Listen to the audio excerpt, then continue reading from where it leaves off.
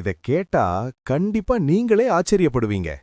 விஜய் அவர்களோட பொலிட்டிக்கல் என்ட்ரின்னு நினைக்கிறது உண்மையில ஒரு 10 வருஷ மாஸ்டர் பிளான். அவர் திடீர்னு பாலிடிக்ஸ்க்கு வரல. அதற்கு முன்னாடியே விஜய் மக்கள் இயக்கம் மூலமா மக்கள் சேவை செய்ய ஆரம்பிச்சிட்டாரு. இதுல ரொம்ப முக்கியமான விஷயம், டிஎன்ல இருக்க 234 தொகுதியிலும் கல்வி விருதுகள் வழங்குனது. இது வெறும் தானமில்ல, அடுத்த தலைமுறை யூத் கிட்ட நேரடியாக கனெக்ட் ஆக போட்ட ஸ்ட்ராங் பேஸ். அவரோட சர்க்கார் மற்றும் மெர்சல் போன்ற படங்கள்ல ஜிஎஸ்டி மற்றும் அரசு குறைகளை பத்தி பேசின டயலாக்ஸ் எல்லாமே டைரக்டான பொலிட்டிக்கல் சிக்னல்ஸ்னு இப்ப தோணிக்குது.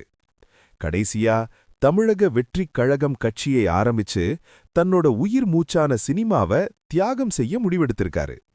இப்போ நம்ம முன்னாடி இருக்க கேள்வி, இது எல்லாம் கோயின்சிடென்ஸா இல்ல சிஎம் நாற்காலிக்காக அவர் போட்டு வச்ச பக்கா ஸ்கெட்சா? உங்களோட உண்மையான கருத்துக்களை காமெண்ட்ல பதிவு செய்யுங்க.